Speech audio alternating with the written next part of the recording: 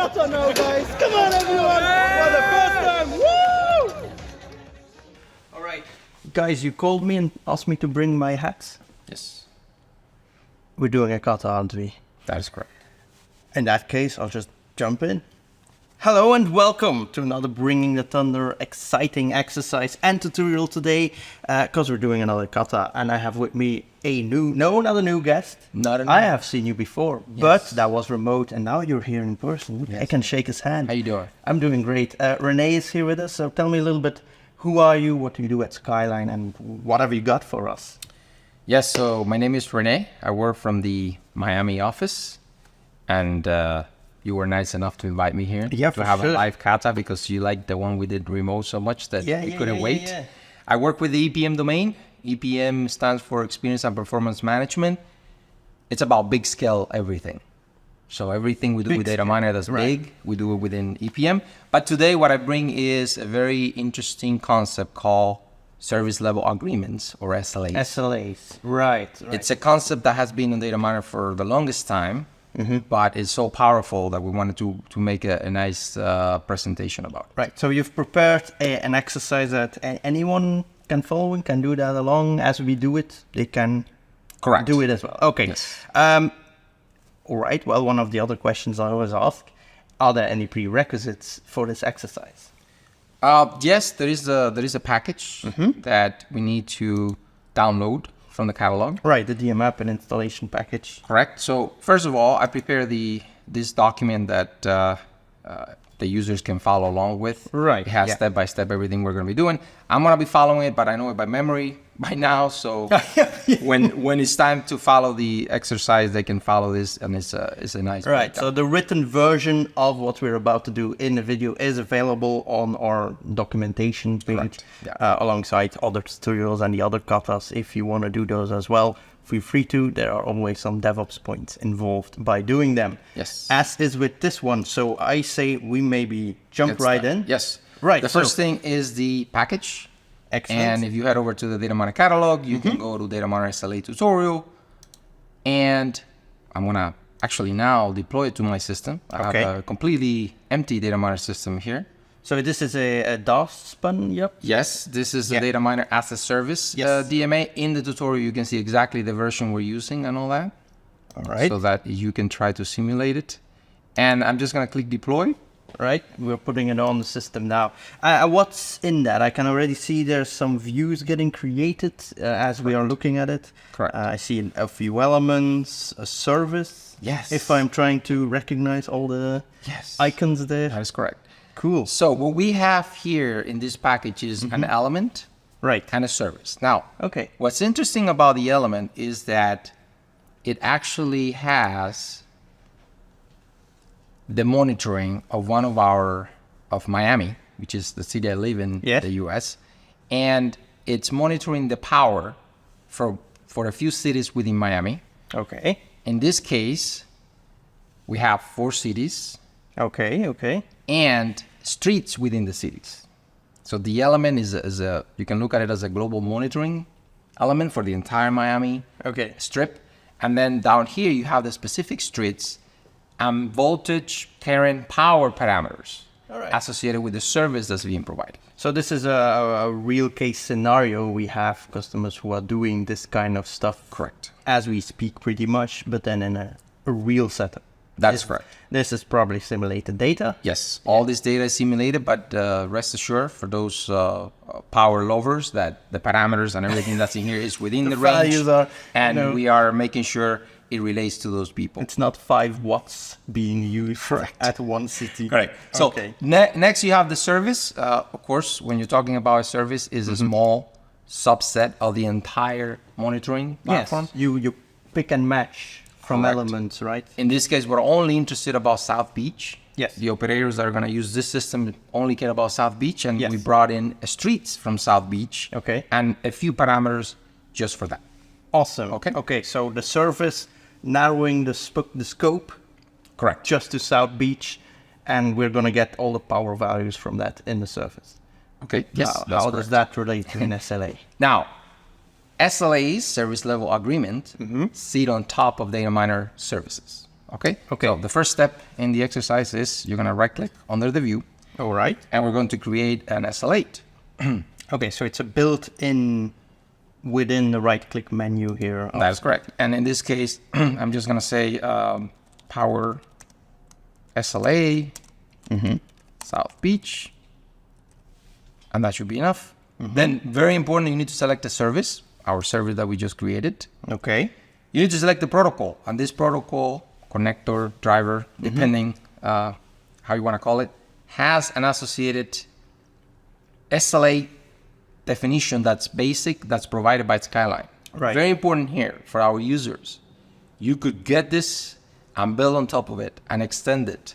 Yeah, I think I remember seeing a few like that, a few different connectors based on the SLA definition basic that kind of extend it with more functionality or very... That is correct. As we learn about services and SLAs, we try to extend it ourselves, but rest assured that you could always use this one as a starting point. Right. And I'm going to just create it. I'm not going to take a lot of time.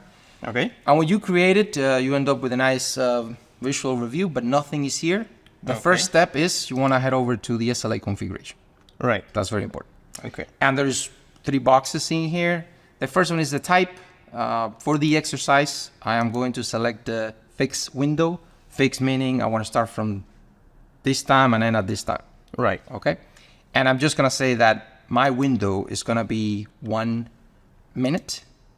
All right. Because it's power. You want to make sure that you monitor everything by the minute and make sure it stays online. Now, can I quickly interject and ask something? Because I've wondered this for a while. Even though I've actually worked with a few SLAs, I've never actually, as in worked with them as an operator. And I've always kind of wondered, like, we're going through setting it up now, but what does it actually do? Like, what is the core behind why would I, as an operator, care about an SLA, about a service level agreement? What does it give me? It's very important because typically when you provide a service, you sign an agreement with that customer. Okay. You could look at it, for example, this is a power company signing an agreement with the city of Miami, saying for this area, I'm going to guarantee that every minute you're going to have power with this availability threshold. And the SLA is configured against that contract. And operators make sure that it stays within that contract. If by the end of the cycle, you run a report, which we're going to see it, by the way, and it's not within what you signed as a customer, you could typically get a discount or things like that. Yes, the breach word is one that they use a lot. It would be a breach of a contract. Okay, so pretty much when you look at the entire ecosystem that we're monitoring with data mining, you've got elements and connectors that represent services or devices and things like that.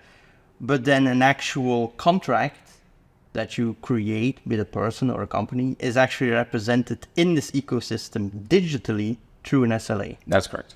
Awesome. You described it very well. Sorry for interrupting. No, you're good. I kind of want to get the baseline there. Yes. Because we're setting things up and I was thinking like, what are we setting up? Yes, correct. Okay, so we've got a time window.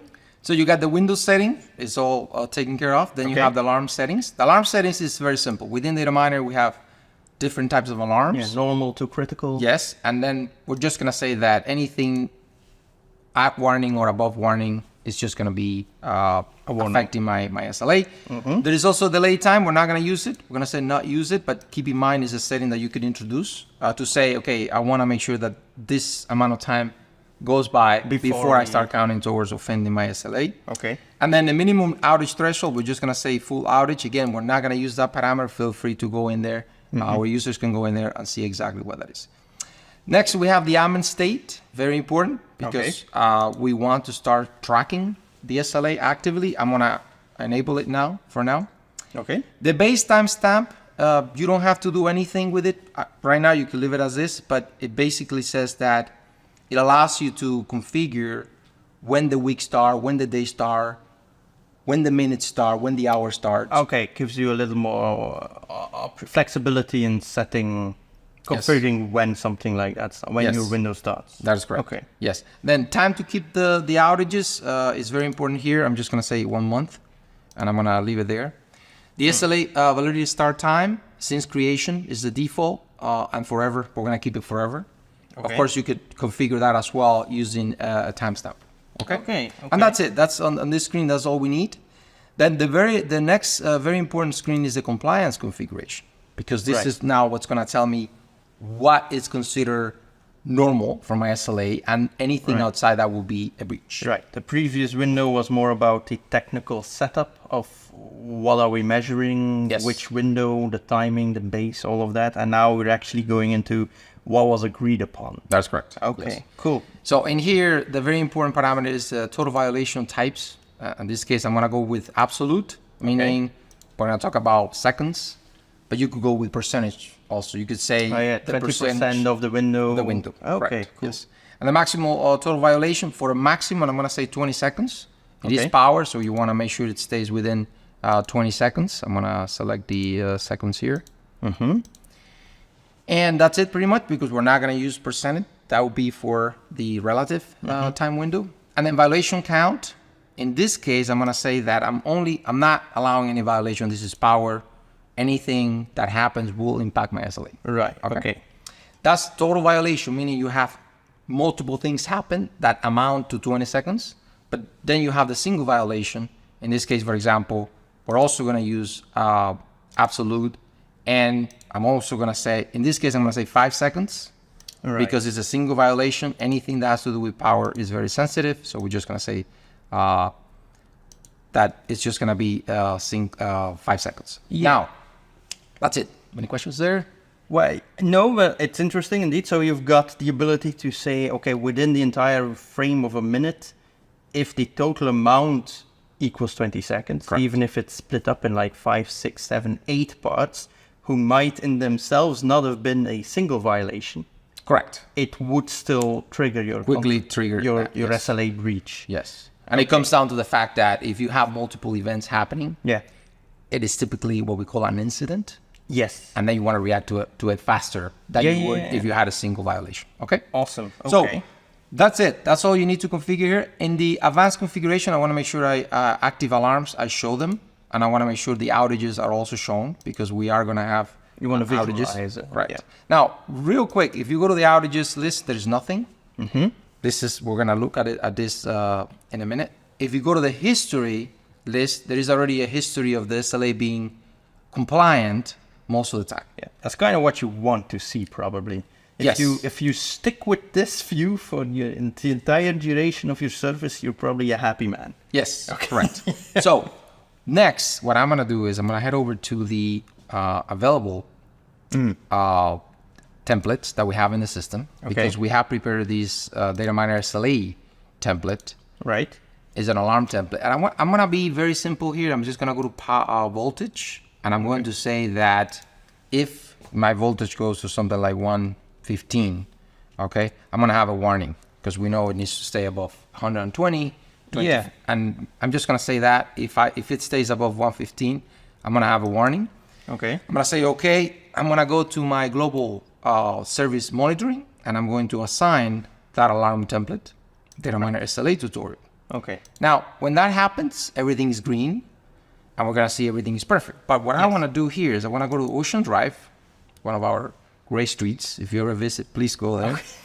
And I'm going to right click here, edit, and I'm going to go to, of course, I'm going to set this guy to 115, because I want to make sure that it breaches. Yes, so that's now a warning. 5 seconds. We now got a warning. We next. Count 5 seconds. Then we count, if we have multiple alarms, we could be counting 20 seconds. In total. And what happens is, if we head over to our SLA and go to the main view, we start seeing degradation. We start seeing availability is getting degraded.